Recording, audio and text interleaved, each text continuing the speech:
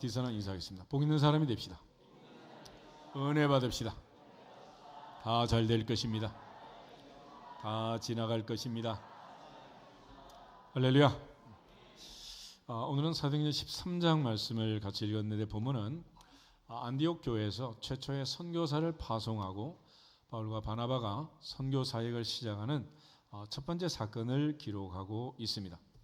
이 안디옥 교회는 사도행전 11장에서 우리가 이미 보았던 것처럼 초대 예루살렘 교회 스데반 집사님의 순교 사건이 있고 박해가 있음으로 인해서 많은 사람들이 흩어지게 되었고, 그 흩어진 사람들이 이 안디옥까지 가서 복음을 전함으로 안디옥 교회가 세워지게 된 것입니다. 사도행전 11장 19절에서 21절을 우리 같이 한번 읽겠습니다. 그때 스데반의 일로 일어난 환란으로 말미암아 흩어진 자들이 베니게와 구브로와 안디옥까지 이르러 유대인에게만 말씀을 전하는데, 그 중에 구브로 구레네 몇 사람이 안디옥에 이르러 헬라인에게도 말하여 주 예수를 전파하니 주의 손이 그들과 함께 하심에 수많은 사람들이 믿고 주께 돌아오더라. 아멘. 이렇게 세워진 교회가 안디옥 교회였습니다. 그러므로 교회는 어디든지 어느 나라 어느 땅에든지 가서 하나님의 말씀을 전하면 그 말씀을 듣고 믿고 돌아오는 사람들로 인해서 세워지게 되었고, 교회는 그래서 하나님의 사람들, 하나님의 자녀들의 모임, 이걸 에클레시아, 교회라고 하는 것입니다. 그러므로 어느 나라 어느 땅에서든지 복음을 전함으로 그 말씀을 듣고 믿는 자들이 모여서 이루는 것이 바로 교회라는 거예요. 교회. 그래서 이 안디옥 교회는 흩어진 사람들이 먼저 유대인에게 말씀을 전했지만 그들은 말씀을 받았으나 특별히 몇 사람이 헬라인에게 말씀을 전했고, 헬라인이라는 것은 이방 사람들이요 처음으로 말씀을 들은 사람들입니다. 그런데 특별히 21절 말씀처럼 주의 손이 그들과 함께 하심에 하나님께서 특별한 은혜를 주심으로써 그들이 말씀을 듣고 믿음으로써 수많은 사람들이 주님 앞에 돌아오게 된 것입니다. 이 소식을 듣고 특별히 예루살렘 교회 사도들이 바나바를 안디옥으로 파송했고, 바나바가 가서 보니 하나님의 은혜가 너무 놀랍고 그 은혜가 너무 기쁘고 감사해서 주의 은혜 안에 굳건하게 머물러 있으라 권면하고서 다소에 가서 사울을 찾아 데리고 와서 1년 동안 말씀을 가르치고 최초의 크리스찬이 생긴 교회, 이게 바로 안디옥 교회였습니다. 25절, 26절 두 절 한번 더 보겠습니다. 바나바가 사울을 찾으러 다소에 가서 만남에 안디옥에 데리고 와서 둘이 교회 1년간 모여 있어 큰 무리를 가르쳤고, 제자들이 안디옥에서 비로소 그리스도인이라 일컬음을 받게 되었더라. 아멘. 그래서 안디옥 교회는 1년간 말씀을 잘 가르치고 잘 배워서 드디어 크리스찬이라는, 그리스도인이라는 사람들이 등장한 첫 번째 교회, 이게 바로 안디옥 교회였고, 이 안디옥 교회에서 이제 첫 번째 선교사로 바울과 바나바를 파송하게 됩니다. 그런데 이 모든 과정에서 우리가 중요한 것은 성령의 역사라는 것을 기억해야 되겠습니다. 특별히 1절에 보면 안디옥 교회의 선지자들, 교사들이 대표적인 사람들이 5사람이 있었습니다. 바나바가 있었고, 니게르라는 시몬이 있었고, 구레네 사람 루기오가 있었고, 분봉왕 헤롯의 젖동생 마나인이 있었고, 사울이 있었습니다. 그런데 이 5사람 중에서 2사람을 성령이 불러 세운 거예요. 그 중에 보면 특별히 이제 분봉왕 헤롯의 젖동생이라는 말이 있는데, 이거는 엄마가 같다. 그런 엄마가 같다. 그래서 우리가 이제 동복 형제, 이복 형제 이런 말을 하잖아요. 그런데 야고보서를 쓴 야고보는 예수님의 젖동생이다, 그런 표현을 써요. 그러니까 마리아가 낳은 동생 야고보, 이게 이제 야고보서를 쓴 야고보인데, 지난 시간에 봤던 것은 사도행전 12장에 2절에 있는 요한의 형제 야고보, 예수님의 제자 야고보는 맨 첫 번째 순교자가 됐기 때문에 야고보서를 쓸 수 있는 확률이 없고, 특별히 예수님의 동생 야고보가 야고보서를 쓰게 된 거예요. 그런데 이제 2절에 보시면 주를 섬겨 금식할 때 성령이 이르셨다. 주를 섬겨 금식할 때 성령이 말씀하셨다. 근데 뭐라고 말씀하셨느냐? 내가 불러 시키는 일을 위하여 바나바 사울을 따로 세우라 그랬어요. 그럴 때 그들이 성령의 음성을 듣고 금식하면서 성령의 지시를 받고 그들이 이에 금식하며 기도했다. 금식하며 기도하고 확인한 후에 두 사람을 안수하여 보냈다라고 말했습니다. 그래서 이 두 사람을 파송하는 일에 가장 결정적인 주도적인 일을 하신 분은 성령님이셨다. 이 주도적인 성령의 일에 민감한 교회, 이게 바로 안디옥 교회였습니다. 만약 오늘날 우리가 사람을 세울 때 성령이 이렇게 말씀하셨다. 그럼 목사님이 두 사람 세우면 뭐라 그러겠어? 난리가 나겠지. 이 목사님은 누구만 이뻐해요 이러면서 그러지 않겠어? 이 성령의 역사에 민감하기 위해서 금식하면서 기도할 때 성령이 말씀하셨고, 성령이 말씀하신 그 말씀을 다시 한번 확인하기 위해서 이에 그들이 금식하며 기도하며 두 사람을 세웠다라고 오늘 본문이 기록해 주고 있습니다.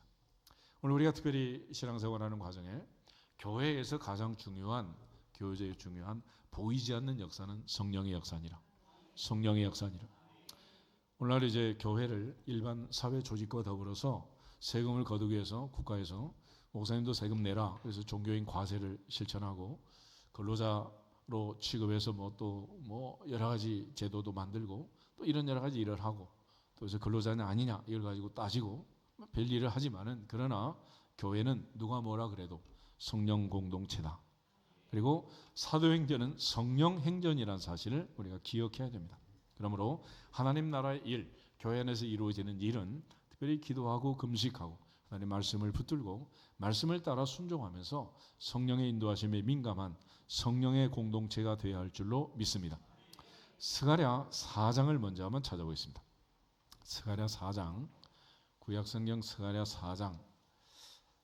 요즘 새벽 시간에 학계 스가랴 지나갔는데 특별히 학계와 스가랴의 이 말씀들은 BC 520년에 하나님 말씀이 임했고 학계와 스가랴가 성전 건축, 바사왕 고레스의 칙령을 따라 성전을 건축해라라는 명령을 전달하면서 기록한 책이 학계와 스가랴인데 이 말씀을 듣고 그들이 성령의 감동을 받아서 6년 만에 완공한 성전이 바로 스룹바벨의 성전이었습니다. 그런데 이 성전을 건축하는 데 있어서 뭘 가지고 하느냐?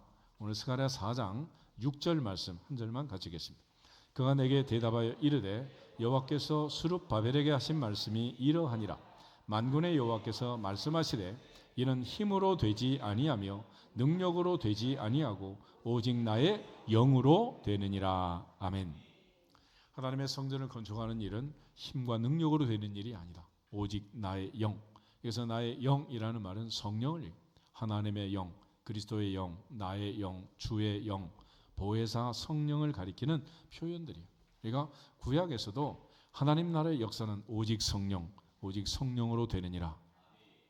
광야에서 후레 손자 우리 아들 부사레를 통해서 하나님이 성막을 건축할 때도 지혜와 성령을 물 붓듯 기름 붓듯 부어가지고 단지파 아이사막의 아들처럼 지혜로운 자들을 또 함께 동역자를 세워서 하나님의 역사를 이루게 하신 줄로 믿습니다.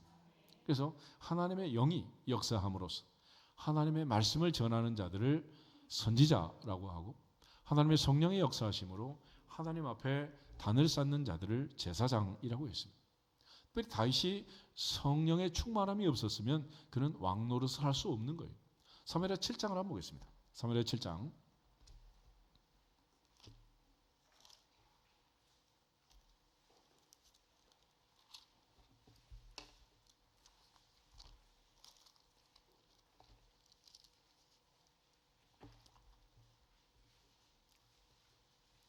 사무엘하 7장은 하나님께서 다윗을 통해서 성전 건축하겠습니다 라고 말할 때 네가 내 집을 짓겠느냐 내가 너의 집을 지어주겠다라고 얘기를 해요.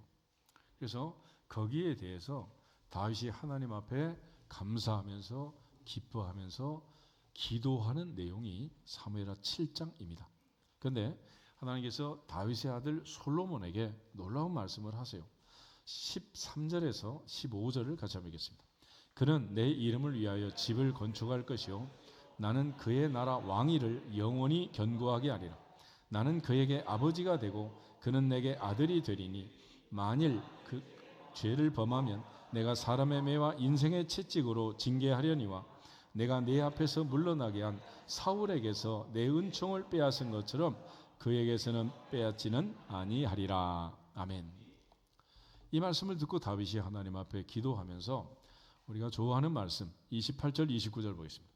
주 여호와여 오직 주는 하나님이시며 주의 말씀들이 참되시니이다. 주께서 이 좋은 것을 종에게 말씀하셨사오니 이제 청하건대 종의 집에 복을 주사 주 앞에 영원히 있게 하옵소서. 주 여호와께서 말씀하셨사오니 주의 종의 집이 영원히 복을 받게 하옵소서 하니라. 아멘. 이 영원하신 복, 이 복은 어떻게 임하는 것인가? 하나님은 이 복을 어떻게 주시는 것인가? 하나님은 다윗에게 어떻게 이런 복을 약속하셨을까? 사무엘상 16장을 한번 보겠습니다. 16장을 보면 하나님께서 이새의 집에서 다윗을 선발해서 왕으로 세울 때 사무엘에게 하나님께서 그 용모를 보지 말라, 키를 보지 마라, 내가 이미 버렸다. 사람은 외모를 보거니와 나 여호와는 중심을 보느니라 말씀하시면서 다윗을 불러다가 다윗에게 기름을 붓게 됩니다. 그날 일어난 사건이 기록이 되어 있는데 12절부터 13절을 먼저 보겠습니다. 이에 사람을 보내어 그를 데려오매 그의 빛이 붉고 눈이 빼어나고 얼굴이 아름답더라. 여호와께서 이르시되 이가 그니 일어나 기름을 부으라 하시는지라. 사무엘이 기름 뿔병을 가져다가 그의 형제 중에서 그에게 부었더니 이날 이후로 다윗이 여호와의 영에게 크게 감동되니라. 사무엘이 떠나서 라마로 가니라. 아멘. 다윗이 기름 붓던 그날 하나님의 영, 여호와의 영, 성령이 그에게 임하신 줄 믿습니다. 반면에 사울 왕에게 일어난 일이 있습니다. 14절을 보겠습니다.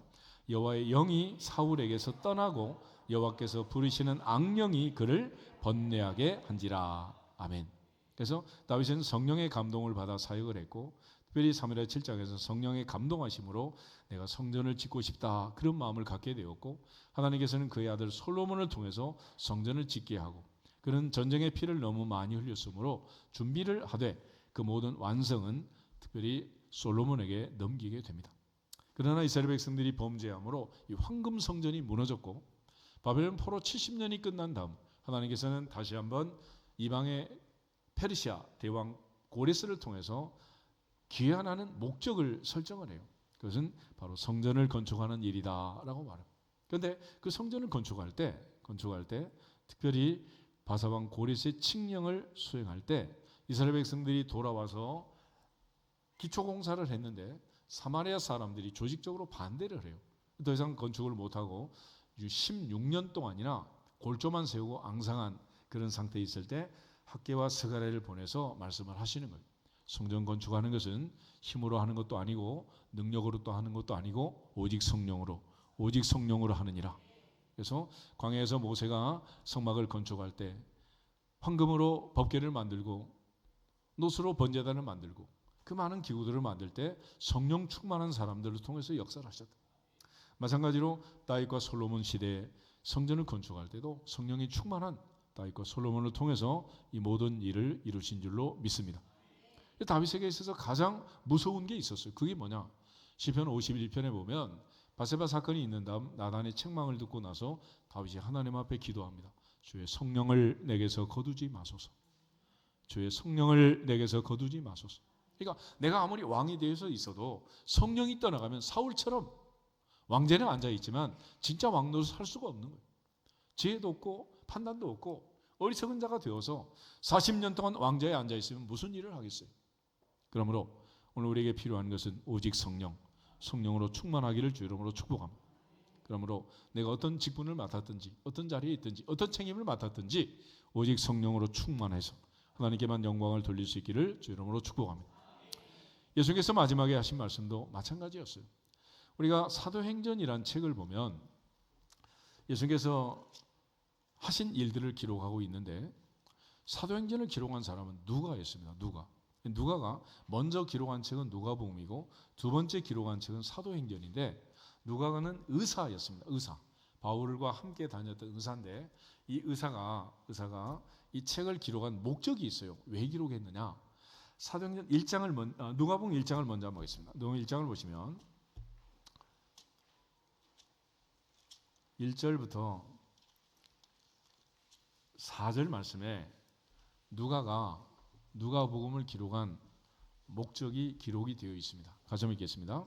우리 중에 이루어진 사실에 대하여 처음부터 목격자와 말씀에 일꾼된 자들이 전하여 준 그대로 내력을 저술하려고 붓을 든 사람이 많은지라 그 모든 일을 근원부터 자세히 미루어 살핀 나도 데오빌로 각하에게 차례대로 써 보내는 것이 좋은 줄 알았노니 이는 각하가 알고 있는 바를 더 확실하게 하려 함이로라. 아멘. 누가는 이 책을 쓸 때 우리에게 이루어진 사실에 대해서 기록하겠다 그랬습니다. 의사 누가는 과학자, 당시에 이공계를 전공한 과학자란 말이에요. 그러니까 이 사람은 소설을 쓰는 문학도가 아니고 사실에 입각해서 의사가 환자를 진단하고 병을 고치는 의사란 말이에요. 의사. 그러니까 의사에게 있어서는 팩트, 사실이 중요하지 꾸며낸 얘기가 중요한 게 아니에요. 그러니까 드라마를 쓰거나 소설을 쓰거나 각본을 쓰는 게 아니고 사실을 기록한다. 그런데 이 사실을 기록할 때 먼저 목격자와 말씀에 일꾼된 자들이 전해준 그대로 내력을 조설하고 붓을 든 사람이 많았다. 그러니까 자기뿐만 아니라 이 복음서에 예수님의 일을 기록하려는 사람들이 많았는데 그들이 쓴 자료가 뭐냐? 목격자들 또 말씀에 일꾼된 자들이 전해준 그 내용을 가지고 많은 사람이 글을 썼다는 거예요. 그래서 누가는 이미 그들이 목격자와 말씀을 가지고 일꾼된 자들이 기록한 많은 자료들을 근원부터 자세히 미루어 살피고 그리고 나서 누가복음을 썼다 그래요. 특별히 사도 바울은 자기의 사도성을 강조하는데 이유가 뭐냐면 사도라는 것은 예수님과 함께 다닌 사람들. 그래서 사도행 1장에 마띠아를 선택할 때 우리 중에 함께 주님의 목격자 된 사람 중에서 한 사람을 선택하자. 그래서 제비 뽑아 마띠아를 가룟 요대 대신으로 사도로 이제 보궐선거를 하잖아요. 그런데 바울은 자기가 주님을 만난 사실이 없어요. 그러니까 사도행전에서 자그마치 3번씩이나 해보다 더 밝은 빛으로 나를 찾아오신 예수님의 이야기를 누가가 기록하고 있는 거예요. 그러니까 나 주님 만났다. 진짜로 만났다. 그래서 예수님께서 하신 것은 내 증인이 되라. 너희는 이 모든 일의 증인이라 그랬잖아요. 증인. 그러니까 우리는 예수 믿고 증인하는 거예요. 아멘. 우리가 무슨 교수를 하고 뭐 박사를 하고 학생을 하고 이런 게 아니고 우리는 뭐 하는 거나 증인하는 거다. 증인. 만약에 어젯밤에 새벽 2시에 교회 앞에서 사고가 났다 그러면 교통사고 났는데 누가 와서 증인 좀 해주세요 그러면 목사님 대표로 가나? 장로님 보내면 돼요? 아니 말 잘하는 권사님 보낼까? 누가 가야 돼? 목격자가 가야지. 본 사람이. 그래서 우리는 예수 믿고 뭐 하는 거야? 증인하는 겁니다. 그러면 오늘도 말씀을 통해서 주님 만나는 은혜가 있기를 축복합니다. 기도 중에 찬양 중에 주님 만나는 증인을 할 수 있는 체험적인 증인을 할 수 있는 확신을 가진 사람들이 되기를 주 이름으로 축복합니다. 그래서 누가는 지금 이 사실을 알고 있는 바를 더 확실하게 하기 위해서 이걸 기록한다라고 얘기하는 거예요. 요즘 뭐 청문회 하면 표절 얘기가 많이 나오잖아요. 책 한 권을 읽고 책 한 권을 쓰면 표절이야. 100% 그거는. 그죠? 근데 책 100권을 읽고 한 권을 쓰면 이제 좋은 논문이 되는 거죠. 그러니까 누가는 많은 사실을 많은 사람이 쓴 거를 근원부터 자세히 살피고 나서 이 책을 썼는데 누구한테 썼느냐? 데오빌로라는 사람한테 썼어요. 이 데오빌로가 누구냐? 누군지 몰라요. 의미는 데오스라는 말은 하나님이라는 뜻이고 필로스라는 말은 사랑이라는 뜻이에요. 사랑. 미국은 필라델피아라는 도시예요. 필라델피아. 필은 사랑이고 아델포스는 형제라는 뜻이에요. 형제 사랑. 이런 의미를 가진 도시가 필라델피아인데 이 데오빌로라는 말은 하나님을 사랑하는 자, 하나님의 사랑받는 자 여러 가지로 번역할 수 있는데 다윗처럼 나의 힘이 되신 여호와의 내가 주님을 사랑합니다. 그 사람이 데오빌로니라. 그 사람이 데오빌로니라. 그러니까 내가 하나님을 사랑하는 자. 또 이는 내 사랑하는 아들이요 내가 기뻐하는 자라. 그 사람이 데오빌로다. 그러니까 하나님이 사랑하는 자, 하나님을 사랑하는 자. 할렐루야. 스바냐 3장 17절 한번 찾아보겠습니다. 스바냐 3장 17절을 보면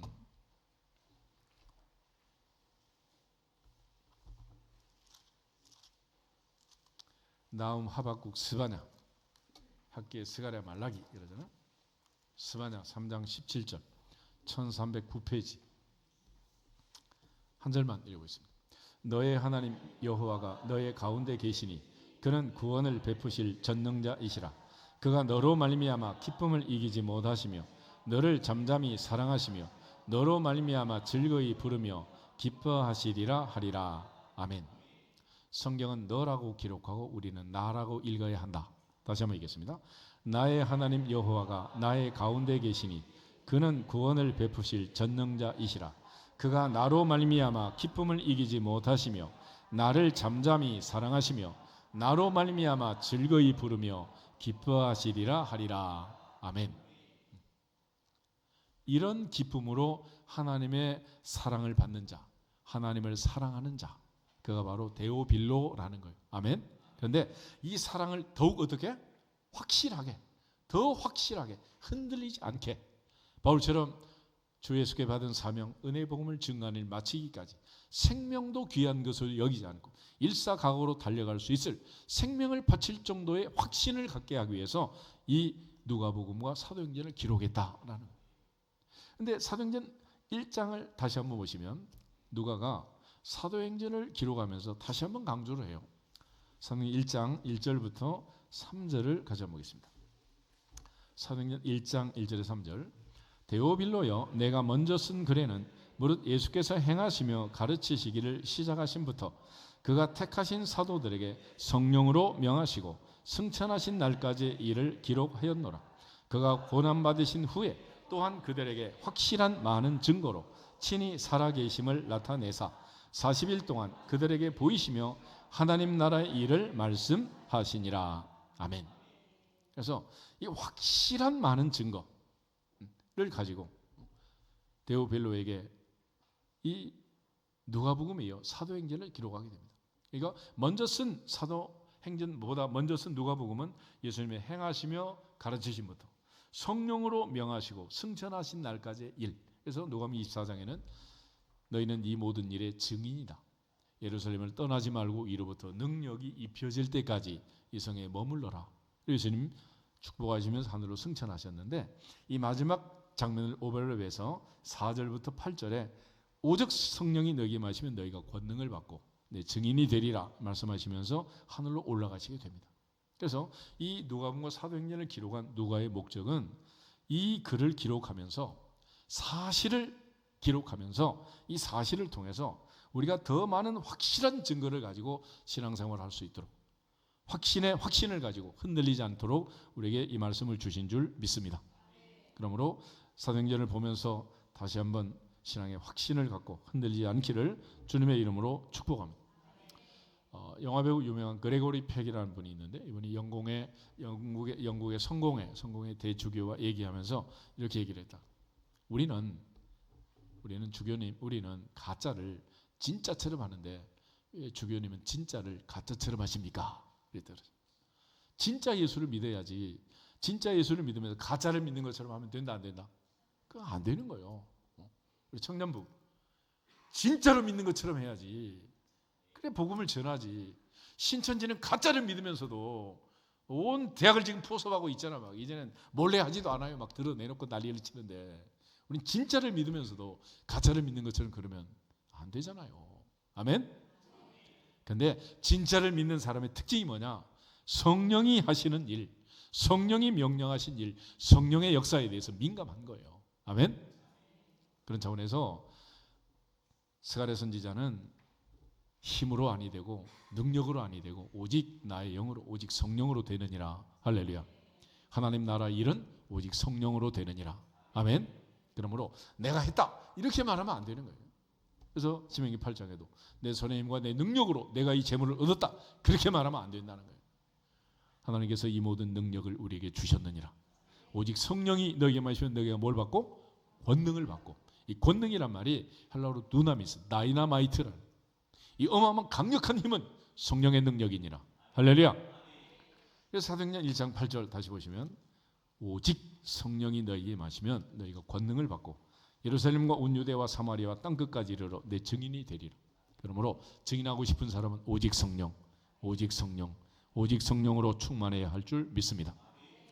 갈라디아서 5장을 한번 더 보세요. 갈라디아 5장에 보면 가을에 걸맞는 열매 맺는 계절인데 성령의 열매를 얘기합니다. 그런데 사도 바울은 성령의 열매를 얘기하면서 오직 성령 그래. 오직 성령. 22절 23절 보겠습니다. 오직 성령의 열매는 사랑과 희락과 화평과 오래 참음과 자비와 양성과 충성과 온유와 절제니 이 같은 것을 금지할 법이 없느니라. 사과나무에 사과가 맺히고 배나무에 배가 맺히고 복숭아 나무에 복숭아 열매가 맺히는 것을 금지할 법은 없다. 그러니까 진짜 사과나무면 사과는 자연스럽게 맺히고 진짜 복숭아 나무면 복숭아가 맺힐 수밖에 없는 거지. 크리스마스 추리처럼 갖다 매다는 게 아니잖아요.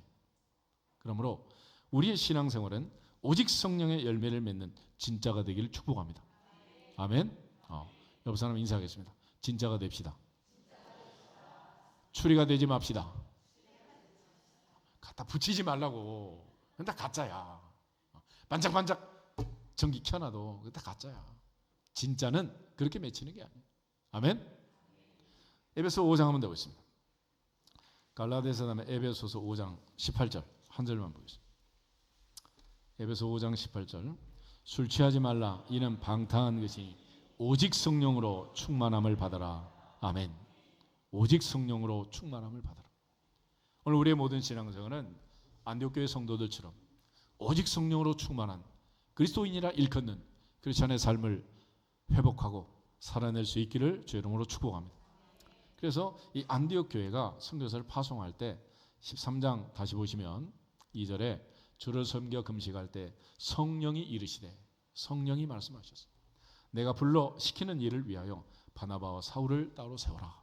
그럴 때 그들은 이 성령의 인도하심에 민감했고 그들은 이 성령의 지시를 받고 금식하며 기도했다 그랬습니다.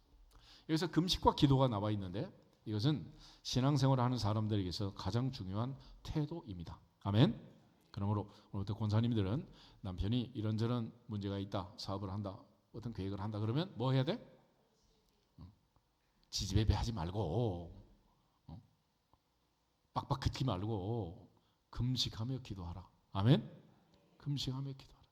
그냥 기도 말고 간절한 마음으로 금식하며 기도하라.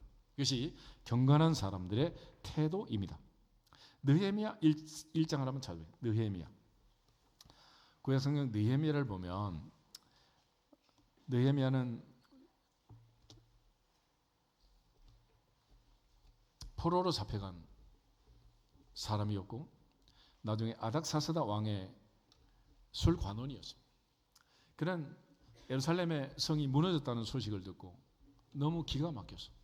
아무것도 할 수 없는데 그가 할 수 있는 일을 한 것입니다. 그것이 바로 금식과 기도였어요. 3절, 4절, 5절 한번 읽어보겠습니다. 그들이 내게 이르되 사로잡힘을 면하고 남아있는 자들이 그 지방 거기에서 큰 환난을 당하고 능욕을 받으며 예루살렘 성은 허물어지고 성문들은 불탔다 하는지라 내가 이 말을 듣고 앉아서 울고 수일 동안 슬퍼하며 하늘의 하나님 앞에 금식하며 기도하여 이르되 하늘의 하나님 여호와 크고 두려우신 하나님이여 주를 사랑하고 주의 계명을 지키는 자에게 언약을 지키시며 긍휼을 베푸시는 주여 간구하나이다. 아멘. 예루살렘 성이 불탔고 성은 허물어졌고 성문은 다 불에 탔고 고향 땅은 완전히 초토화가 돼 있다. 이 소식을 들은 느헤미야 아무것도 할 수 없는데 아무것도 할 수 없는 상황에서도 할 수 있는 일 그것이 바로 금식과 기도였습니다. 이런 간절히 하나님 앞에 부르짖었고 하늘의 하나님 여호와 크고 두려우신 여호와 그 하나님 앞에 간절히 기도함으로써 그는 드디어 왕의 허락을 받아 예루살렘으로 귀환하게 되고 그의 지도 아래 예루살렘 성곽을 짓고 성을 회복하는 놀라운 역사를 이루게 됩니다. 출발은 바로 하나님 앞에 아무것도 할 수 없을 때 우리가 할 수 있는 유일한 일 그것이 바로 금식하고 기도하는 일인 것입니다. 다니엘 9장을 한번 더 보겠습니다. 다니엘서 9장을 보면 선지자 다니엘은 어린 시절에 청소년 시절에 포로로 잡혀가게 됩니다. 그는 뜻을 정해서 산의 진미를 거절하고 하나님이 명령한 대로 태초의 음식을 먹고 채식함으로써 얼굴빛이 밝고 빼어나고 아름다운 모습을 함으로써 환관장이 더 이상 산의 진미를 먹이지 않고 하나님 말씀대로 성경대로 창세기 1장 29절에 있는 태초의 음식을 먹도록 허락을 해준 거예요. 그는 한 번 뜻을 정하면 끝까지 정한 사람이었는데 나이 많아 늙어서 이제 선지자 예레미야가 예언한 바벨론 포로 70년이 끝나게 되었습니다. 그때 그가 한 일이 있어요. 1절에서 4절까지를 같이 읽어보면 느헤미야와 똑같은 그런 기도를 드려요. 같이 읽겠습니다. 메대 족속 아하수엘의 아들 다리오가 갈대아 나라의 왕으로 세움을 받던 첫 해 곧 그 통치 원년에 나 다니엘이 책을 통해 여호와께서 말씀으로 선지자 예레미야에게 알려주신 그 연수를 깨달았나니 곧 예루살렘의 황폐함이 70년 만에 그치리라 하신 것이니라.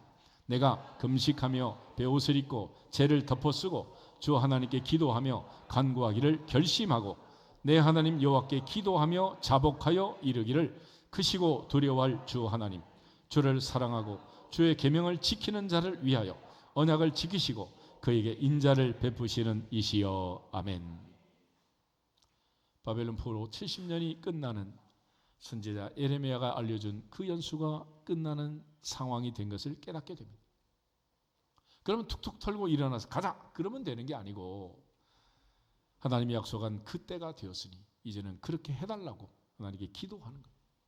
금식하면서 특별히 초상집의 사람처럼 베옷을 입고 특별히 하나님 앞에 죄를 뒤집어 쓰고 회개하면서 간절히 기도하기를 결심했다. 그러나 3절에 결심만 하지 않고 결심한 대로 내 하나님 여호와께 기도하며 자복했다.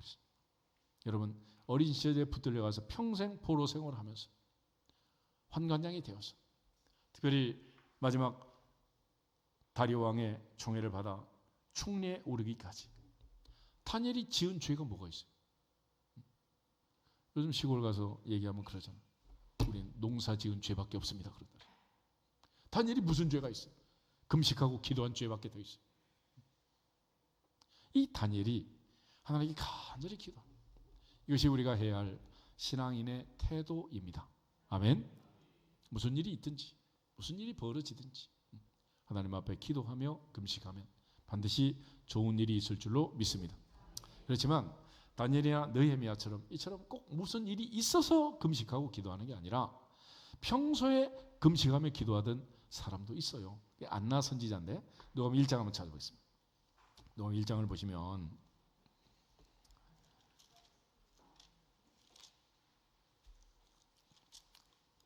누가복음 2장 36절부터 39절을 보면 아기 예수님을 만난 안나 선지자의 얘기가 기록이 되어 있어요. 이분은 어떻게 하다가 예수님을 만났을까? 36절 또 아셀 지파 바누엘의 딸 안나라 하는 선지자가 있어 나이가 매우 많았더라. 그가 결혼한 후 7해 동안 남편과 함께 살다가 과부가 되고 84세가 되었더라. 이 사람이 성전을 떠나지 아니하고 주야로 금식하며 기도함으로 섬기더니 마침 이때에 나와서 하나님께 감사하고 예루살렘의 속량을 바라는 모든 사람에게 그에 대하여 말하니라. 주의 율법을 따라 모든 일을 마치고 갈릴리로 돌아가 본 동네 나사렛에 이르니라. 아멘. 22절의 모세의 법대로 정결날 아기 데리고 예루살렘에 올라온 예수님의 부모의 얘기입니다. 그런데 아셀 지파 안나 선지자는 하나님 앞에 과부가 되어서 남편이 세상을 떠난 이후 성전을 떠나지 않고 주야로 금식하며 기도함으로 섬겼다. 그러다가 아기 예수님을 만나게 된 거예요. 아멘. 그러므로 문제가 있을 때는 기도해서 응답을 받고 평소에 기도하면 하나님께서 거기에 상응한 복을 응답을 주시는 줄 믿습니다. 이게 기도 생활이라는 거예요. 그러니까 우리가 기도는 공짜가 없어요. 그러므로 하나님께 평소에 기도하면 위기가 왔을 때 쉽게 넘어갈 수도 있고 하나님께 평소에 기도하면 구하지 아니한 우리에게 필요한 모든 것 아시는 주께서 그때마다 때와 시기를 맞추어 하늘 문을 여시고 하늘의 보물 창고를 여시고 복을 주실 줄 믿습니다. 그래서 바리새인들은 일주일에 2번씩 금식을 했잖아. 그런데 예수님께서 너무 형식적으로 하니까 책망을 하신 거예요. 책망. 그러나 하나님 앞에 예수님 금식을 얘기할 때 골방에 들어가서 은밀한 중에 보시는 아버지 앞에 구하라. 은밀한 중에 보시는 아버지께서 갚으시리라. 할렐루야. 금식은 아버지 하나님이 갚아주시는 은혜인 줄 믿습니다. 그러므로 우리 이 사실을 잘 기억해서 하나님의 성령의 역사로 이 안디옥 교회가 이들을 파송한 것을 잘 기억하시면 좋겠습니다. 이처럼 하나님의 보좌 앞에서 성령의 인도하심에 민감한 사람들은 늘 금식하며 기도하며 금식하는. 베드로가 오순절 성령의 충만을 받기 전에 오로지 기도에 힘쓰니라. 오로지 기도에 힘쓰니라. 그때 그들은 오순절에 성령의 역사를 체험하게 된 것입니다. 그 다음에 사도행전 13장을 보시면 이렇게 해서 그들이 이제 파송을 받는데 4절을 보면 두 사람이 누구의 보내심을 받았습니까? 성령의 보내심을 받았습니다. 그리고 실루기아로 가서 배 타고 구브로로 가고 살라미에 가고 하나님 말씀을 유대인의 회당에서 전했다 그랬어요. 그러니까 사도 바울이 여기서 깨달은 것은 뭐냐? 나를 보내신 분은 누구다? 성령님이시다. 이걸 바울이 이제 정리한 게 있는데 로마서 10장을 한번 찾아보세요. 로마서 10장을 보시면 선교는 어떻게 하는 것인가? 복음은 어떻게 전하는 것인가? 누가 전할 수 있고 누가 믿고 은혜를 받는 것인가? 로마서 10장 13절에서 17절을 보겠습니다. 로마서 10장 13절 누구든지 주의 이름을 부르는 자는 구원을 받으리라. 그런즉 그들이 믿지 아니하는 일을 어찌 부르리요? 듣지도 못한 일을 어찌 믿으리요? 전파하는 자가 없이 어찌 들으리요? 보내심을 받지 아니하였으면 어찌 전파하리요? 기록된 바 아름답도다. 좋은 소식을 전하는 자들의 발의함과 같으니라. 그러나 그들이 다 복음을 순종하지 아니하였도다. 이사야가 이르되 주여 우리가 전한 것을 누가 믿었나이까 하였으니 그러므로 믿음은 들음에서 나며 들음은 그리스도의 말씀으로 말미암았느니라. 아멘. 이걸 복음의 신비, 미스테리라고 합니다. 믿을 것 같은 사람은 믿지 않고 믿지 않을 것 같은 사람은 믿고. 그런데 출발이 뭐냐? 아름다운 바른 좋은 소식을 전하는 자들의 발이라 그랬습니다. 15절부터 13절은 거꾸로 되어 있는데 15절을 먼저 읽으면 보내심을 받지 아니하였으면 어찌 전파하리요. 맨 처음에 보내심을 받아야 한다. 사도라는 말은 헬라어로 아포스톨로스란 말인데 이 말은 보내심을 받은 자들이란 뜻입니다. 보내심을 받은 자. 그러니까 보내심을 받았는데 누가 보내셨다? 성령께서 보내셨다. 할렐루야. 성령이 보내시고. 그러니까 성령이 보내시지 않으면 갈 수가 없다. 또 하나 전파하는 자가 없이 어찌 들으리요. 마찬가지 전파하는 것도 성령의 역사니라. 그 다음에 듣지도 못한 일을 어찌 믿으리요. 듣는 것도 성령의 역사니라. 그 다음에 그런즉 그들이 믿지 아니하는 일을 어찌 부르리요. 믿는 것도 성령의 역사니라. 그래서 누구든지 주의 이름을 부르는 자는 구원을 받으리라. 에베소 2장 8절 9절에 가면 너희가 그 은혜에 의하여 믿음으로 말미암아 구원을 얻었나니 이것이 너희에게서 난 것이 아니라 하나님의 선물이다. 행위에서 난 것이 아니니 이는 누구든지 자랑하지 못하게 하람이라 그랬잖아요. 그러니까 하나님의 성령의 은혜로 믿어진 것입니다. 아멘. 그러니까 내가 연구하고 뭐 너무 쓰고 믿은 게 아니고 하나님의 은혜로 믿어지는 거예요. 믿어지는. 왜냐하면 우리가 믿는다고 고백하는 내용이 세상 사람들이 보면 도저히 믿을 수 없는 얘기를 믿는다 그러는 거예요. 전능하사 천지를 만드신 하나님 아버지를 믿고 동정녀 마리아에게 탄생하신 예수 그리스도의 동정녀 탄생을 믿고 십자가의 죽으심과 부활을 믿고 주님의 승천과 재림을 믿습니다라고 고백을 하는 거예요. 여러분 이게 믿을 수 있는 일입니까? 정신 차리고 생각해 보세요. 이거는 내가 믿은 게 아니고 믿어진 것이니라. 하나님의 은혜로 성령의 역사로 믿어진 것이니라. 그래서 이게 신비라는 거예요. 그러므로 복음을 다 순종하지 않는다는 거예요. 선지자 이사야 때부터 우리가 전한 것을 누가 믿었나이까? 여호와의 팔은 누구에게 나타납니까? 도대체 누굽니까? 누구 때문입니까? 하나님이 세상을 이처럼 사랑하사 나를 너를 우리를 이처럼 사랑하사 나 때문에 너 때문에 우리 때문에 주님이 이 땅에 오신 줄 믿습니다.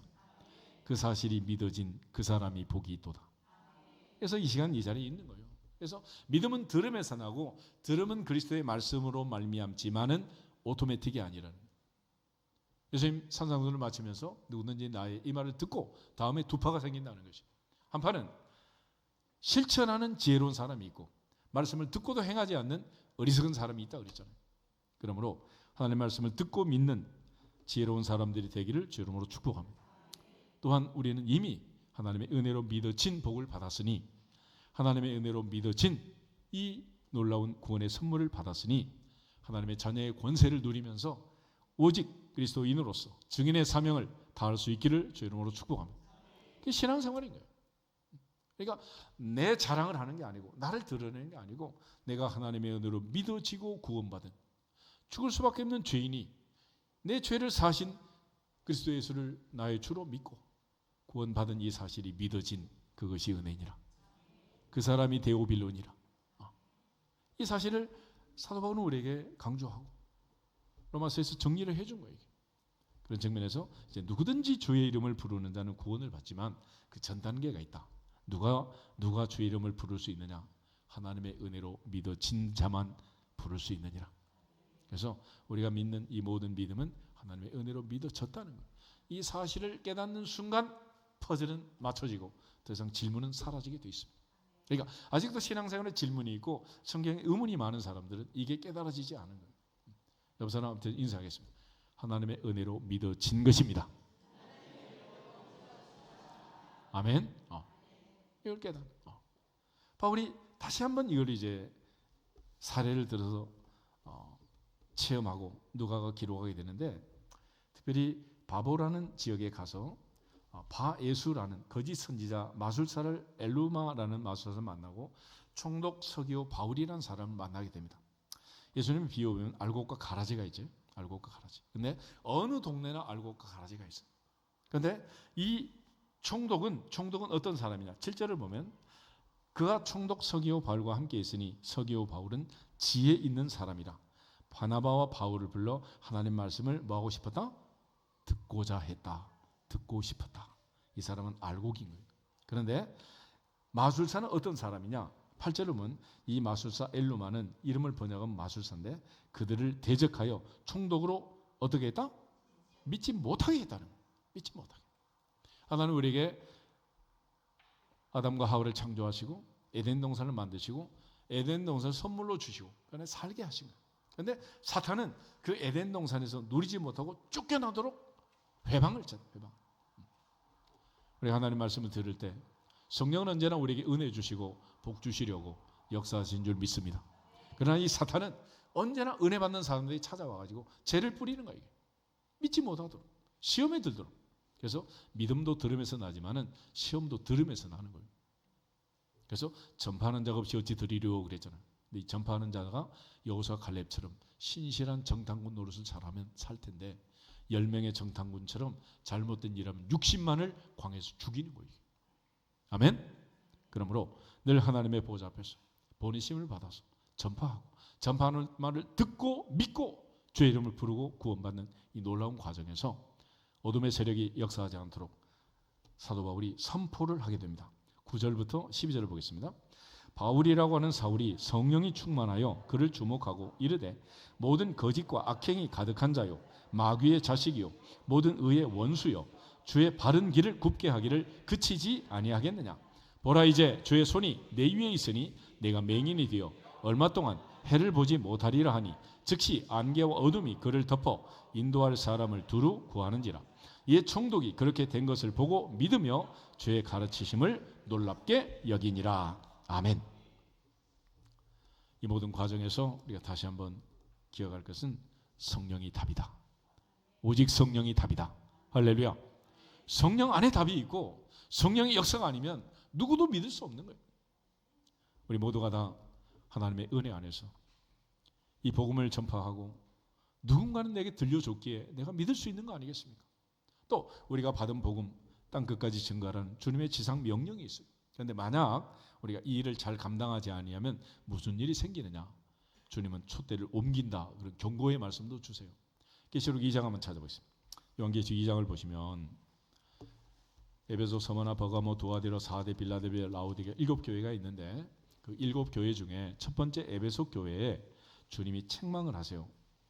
4절, 5절, 2절을 같이 한번 읽겠습니다. 계시록 2장 4절 그러나 너를 책망할 것이 있나니 너의 처음 사랑을 버렸느니라. 그러므로 어디서 떨어졌는지를 생각하고 회개하여 처음 행위를 가지라. 만일 그리하지 아니하고 회개하지 아니하면 내가 내게 가서 내 촛대를 그 자리에서 옮기리라. 아멘. 예루살렘 교회에 있던 촛대가 안디옥 교회로 옮겨왔습니다. 안디옥 교회에 있던 촛대가 언젠가 한반도로 와서 선교의 열풍이 불고 대한민국이 이처럼 세계 우등서는 선진국가가 된 거예요. 그러나 지금 교회를 보면 하나님께서 에베소 교회에 말씀하신 것처럼 촛대를 옮기려고 하실 때가 되지 않았는가? 걱정스러운 시기가 온 거예요. 우리 모두가 하나님 앞에서 촛대가 옮겨가지 않고 신앙의 중심이 흔들지 않도록 하나님 중심, 말씀 있는 교회 중심으로 하나님 영광을 돌리기를 주의 이름으로 축복합니다. 비결은 오직 성령, 오직 성령. 성령 충만하지 않으면 어떤 일이 벌어지느냐? 우리가 잘 아는 사도행전 6장 매일 구제를 합니다. 말씀을 제쳐놓고 구제를 했는데 과부들의 원망이 터진 거예요. 그때 베드로가 우리가 말씀을 제쳐놓고 공개를 일삼는 건 옳지 않다. 우리는 기도하는 일, 말씀 사역에 힘쓰겠다. 할렐루야. 그 얘기는 다시 말하면 초대 교회가 시작되기 전 주님 승천하시고 마지막 부탁하신 그때처럼 오로지 기도하는 일, 말씀 사역에 힘쓰므로 오직 성령으로 충만하고 오직 성령이 임하시면 권능을 받던 그 오직 성령을 회복하는 오직 성령의 충만을 회복하는 그것이 답이니라. 그것이 답이니라. 그래서 7 집사를 세우고 오직 성령으로 충만할 때 초대교회 허다한 무리가 모여들었던 6장을 우리가 잘 기억하고 있습니다. 성경 15장을 한번 더 보겠습니다. 성경 15장을 보시면 예루살렘 공회가 열렸는데 당시의 문제가 뭐냐면 이방 세계에서 복음을 전하면서 바울과 바나바가 많은 사람이 이방인이 돌아와서 이처럼 놀라운 역사가 일어나게 되는데 유대인들이 또 태클을 거는 거예요. 모세의 법을 따라서 할례를 받아야 구원받는다.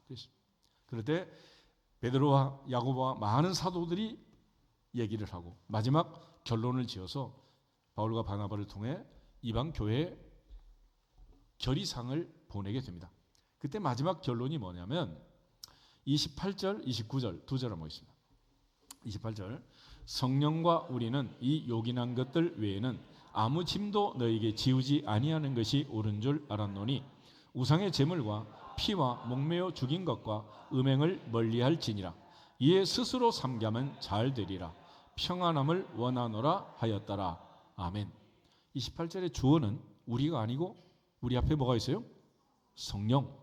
성령께서 이리 말씀하셨고 우리도 성령의 인도하심을 받아서 결의를 했고 우리가 결정한 일은 우리의 결정이기 전에 성령의 인도하심이다. 그래서 성령과 우리는 이 요긴한 것들 외에 아무 짐도 너에게 지우지 아니하는 것이 옳은 줄 알았다. 그래서 네 가지를 결정해요. 우상의 제물을 먹지 마라. 피를 먹지 마라. 목매어 죽인 것을 먹지 마라. 음행을 멀리해라. 그 외에는 어떤 것도 짐 지우면 안 된다. 할례는 관계가 없다. 결론을 내린 거예요. 그런데 이 결론을 내릴 때 우리가 결정을 한 게 아니고 성령께서 할렐루야. 그래서 교회 안에서 이루어지는 모든 일들은 우리가 결정하는 것 같으나 금식하며 기도하며 성령의 인도하심을 받아야 할 줄 믿습니다. 당회도 마찬가지고 남녀 전도회도 마찬가지고 청년부 수련회 갈 때 니네들이 결정하면 안 돼. 누구한테 물어봐야 돼? 3일 금식하고 기도하고 그리고 결정해야지. 마음대로 하면 되는가? 그건 안 되는 거야. 그러니까 모든 일에 오직 성령이 임하시는 할렐루야. 성령 중심의 교회가 돼야지. 성령의 인도하심을 무시하면 대학생 그리지 청년부는 아닌 거예요. 동네 아줌마들 반상회지 전도회는 아닌 거예요. 성령의 인도하심을 받는 성령 공동체가 되기를 주 이름으로 축복합니다. 이것이 바로 초대교회가 이루었던 일들입니다. 마지막으로 우리 데살로니가전서 1장을 한번 읽고 기도하겠습니다. 데살로니가 교회는 사도 바울이 3번 안식일을 지키고 안식일 설교 3번 하고 너무 유대인들의 박해가 심해서 베레아로 야밤 도주를 하게 됩니다. 근데 그곳에 교회가 세워졌어요. 어떤 교회가 세워졌느냐? 3절을 보시면 너희의 믿음의 역사와 사랑의 수고와 우리 주 예수 그리스도에 대한 소망의 인내를 우리 하나님 아버지 앞에서 끊임없이 기억한다. 믿음, 소망, 사랑이 충만한 교회가 세워지게 된 거예요. 그런데 이 교회가 세워지게 된 것은 2장 13절처럼 하나님 말씀을 들을 때 사람의 말로 듣지 않고 하나님 말씀으로 받음이 진실로 그러하다. 바울이 전한 말씀을 하나님 말씀으로 받은 데살로니가 교회에 있던 이방인들이 세운 교회예요. 그런데 그들이 이처럼 하나님의 교회를 세우고 하나님 나라의 일꾼이 된 거기에 대해서 바울이 4절 5절 1장 4절 5절에서 이렇게 정리를 하고 있습니다. 4절 5절 보겠습니다. 하나님의 사랑하심을 받은 형제들아 너희를 택하심을 아노라. 이는 우리 복음이 너희에게 말로만 이르는 것이 아니라 또한 능력과 성령과 큰 확신으로 된 것임이라. 우리가 너희 가운데서 너희를 위하여 어떤 사람이 된 것은 너희가 아는 바와 같으니라. 아멘. 특별히 5절에 이는 우리의 복음이 너희에게 사람의 말로 증거된 것이 아니다. 오직 하나님의 말씀으로 너희가 받아서 교회를 세웠는데 이 말씀은 또한 능력과 성령과 큰 확신으로 된 것이다. 우리가 성령의 역사가 아니면 확신할 수 없습니다. 성령의 능력이 아니면 확신을 가질 수가 없는 거예요. 그러므로 하나님 앞에서 전능하사 천지를 만드신 하나님 아버지를 믿는, 우리 주 예수 그리스도를 믿는, 보혜사 성령의 역사를 믿는, 성부 성자 성령 하나님의 능력을 믿는 교회를 세우고 신앙생활을 할 수 있기를 주 이름으로 축복합니다. 누가는 그것을 위해서 데오빌려가 믿고 확신하는 그 확신이 더욱더 확실하도록 사도행전을 기록하고 있는 거예요. 말씀을 들을 때마다 더 확신으로, 더 큰 확신으로 하나님의 사랑을 믿고 하나님을 사랑하는, 하나님의 사랑받는 우리 모두가 되기를 주 이름으로 축복합니다. 옆 사람 앞에 사람 인사하겠습니다. 확실하며 삽시다. 아멘. 흔들리지 말아요. 흔들지. 다시 한번 흔들리지 맙시다. 흔들리지 맙시다. 할렐루야. 다시 주 예수 그리스도 이름으로 승리할지어다. 한 번 더 선포하게 되겠습니다. 주 예수 그리스도 이름으로 승리할지어다.